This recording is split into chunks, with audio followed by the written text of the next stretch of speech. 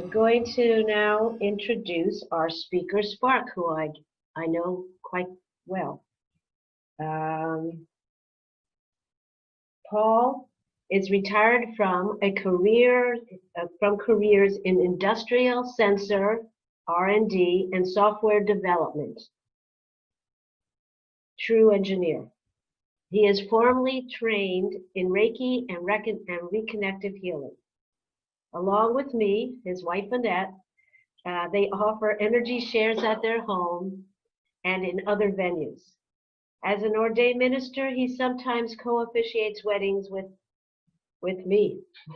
He is a longtime Circle of Miracles participant. When he is not preoccupied with some house project, he provides supportive counseling to earthbound spirits and aids in their transition if requested. In a similar vein, he facilitates improvements to the feel and function of a space. Since 2000, Paul has served as a conduit of divine inspiration, sharing the wisdom of Mahale, an expression of unity consciousness, with groups and with individuals. Topics often cover this physical dimension, how it works, and our place in it. Language can be addressed. For example, unconditional love is referred to as compassionate understanding.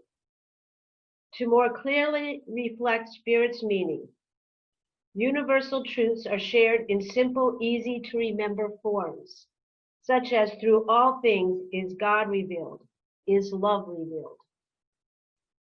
Mahale's intention is to lovingly support the awakening and self-empowerment of the human race through the remembrance of unity. All the answers already reside within you. And when he is done, if you'd like to share any comments or questions, please raise your hand and Elaine will unmute you. Okay, so I will now move over and let Paul take the seat. Good morning, everyone. Thank you, Reverend Annette, for that introduction. Just reflecting this morning on the juxtaposition of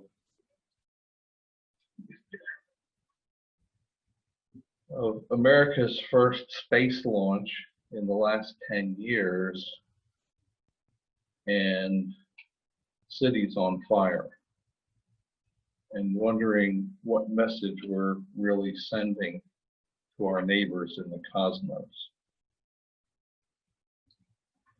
A little bit about Mahale. He transmits a strong energy of unity.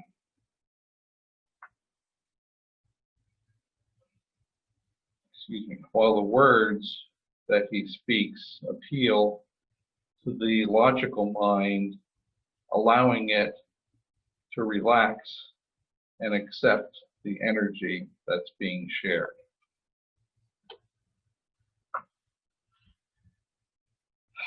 So most of this has been transmitted to me over the last couple of weeks, and it kind of is best read instead of me trying to remember everything that's going on. So let me begin with Ken asked me to share Mahale's perspective on the coronavirus. At first I was reluctant since I haven't done any channeling for almost 2 years. I initially had no idea what I would share, but said yes, assuming that the information would come in. And over the weeks it did. But it didn't show up in presentation order from start to finish. Instead, it was like reading a book in random chapter order. All the chapters had to be downloaded before I could understand the whole story. The first part of this narrative will review highlights of Mahale's philosophy to facilitate understanding of his perspective. Please bear with me through some of the technical sounding stuff. Okay, the tie-in to today's song is the last lyrics that you heard. It's life's illusions that I recall. I really don't know life at all. So illusion will figure in prominently in this presentation. So let's talk about illusions. Illusions are all around us. You are watching and hearing me right now as an illusion on your flat screen colored device. If you are watching me on a cell phone, you have no problem ignoring the absurd idea that there is a 4-inch tall mini-me hiding inside. If you are seeing me closer to life size, say on a 40-inch or an 80-inch TV or a movie theater screen, it would be easier for you to choose to suspend disbelief and view my image as real.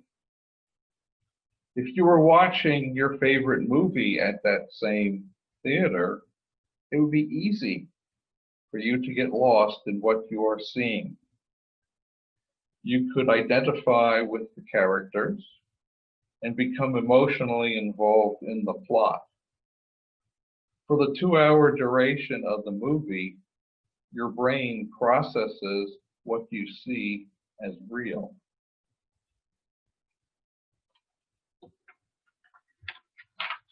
They suggested using the analogy of an LCD flat screen television to delve into this topic of illusions. Some of the basic characteristics of all illusions can be revealed by observing the function of a flat screen TV. There are 4 characteristics. First is a signal is required that provides the information necessary to create an image. Think of your DVD player or a streaming device. Secondly, a display device to show the image. For an HD TV, has 6 million points of colored light that can be turned on or off or anything in between. And this single piece of hardware can display any image that you can imagine. The third component is a computer or processor that can decode the incoming signal, illuminate all 6 million dots to form the desired image.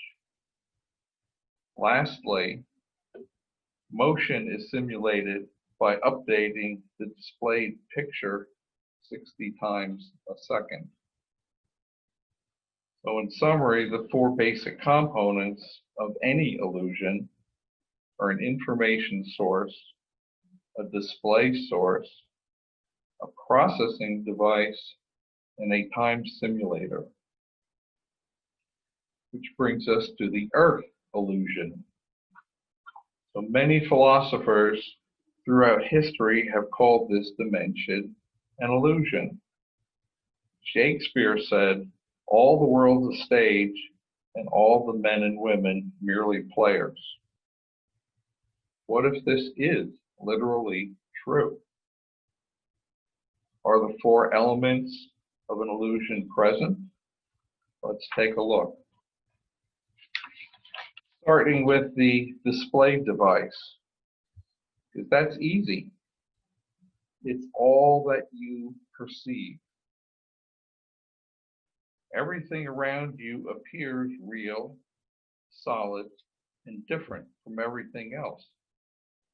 But if you look deeper, everything is composed of atoms. The atoms are composed of even smaller components, which are really vibrating bits of energy, not our everyday conception of matter at all. Like the TV screen, these same components can be used to portray any form of matter. including us. How about time simulation? Modern science says that time is not a continuous flow, but a series of instants proceeding from one to the next. Again, like the TV, once a picture is replaced by another picture or the next picture, the first picture ceases to exist. In Earth philosophies, the past is gone. The future has not yet happened.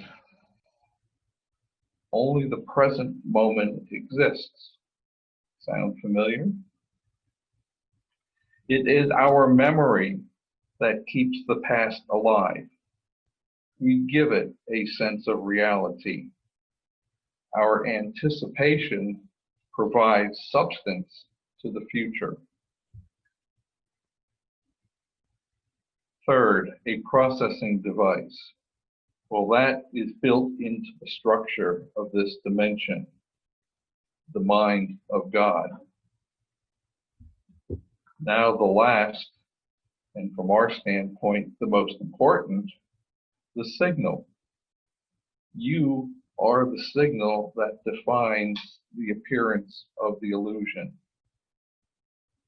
In the present instant, a vote is cast by each individual based on their beliefs, passions, desires, likes and dislikes for what the next instant will look like. All of the individual votes are tabulated and the illusion is updated. Note that this is how the global illusion works, that locally each person has a strong influence within his or her sphere of direct influence. Is there any evidence that this mechanism actually happens? Can we bring about changes that seem to be impossible? I jotted down a few examples that I remembered of stories I've heard over the years. There was the story of monks gathering in a city and meditating on love and peace. And they looked at the statistics and they could see the crime rate drop. I've read a lot of information on Padre Pio, and some of his miracles really stuck with me.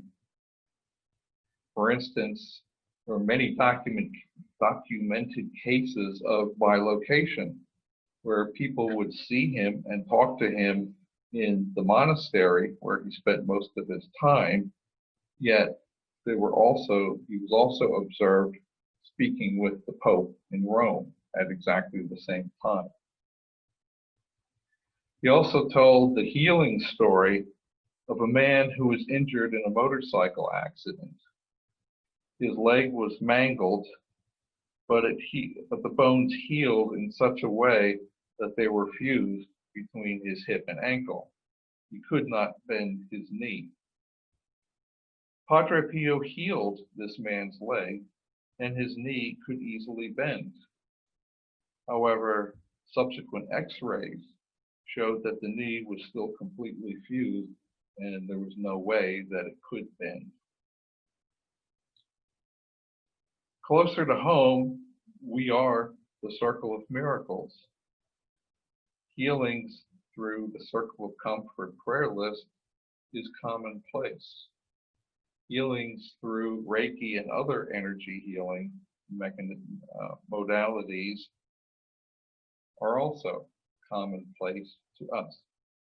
And I'm sure you all have plenty of examples of your own, so I will stop here on that subject.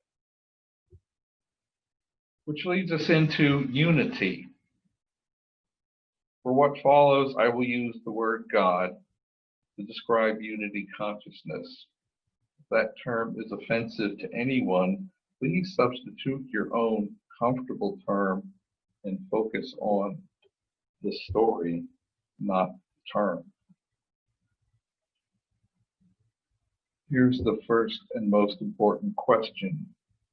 Do you believe that God is all that is? That nothing exists outside of God? Then you must answer the question, is you is or is you ain't?